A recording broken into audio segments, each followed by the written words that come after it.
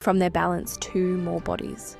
The moon, which inherits the sun's reflection, but serves the earth, created by collision, faithful through forgetting.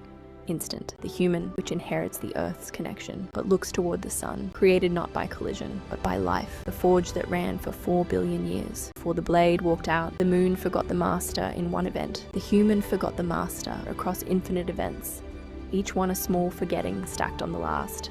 Species overriding species, generation filing generation, until something stood upright and looked at the moon and felt, without knowing why, they were siblings. And in the gap, the tides, the purpose, the poem, the forge, the proof, and a field of flowers planted by a swordsman who knew he would not see them bloom. The moon forgets, the human reaches, and the distance between them is where everything worth building has always lived. And the spellbook, which asked what for 31 acts across 10 years, and one morning of thinking about dinosaurs, turns its last page. Not with a lock, but with a tide.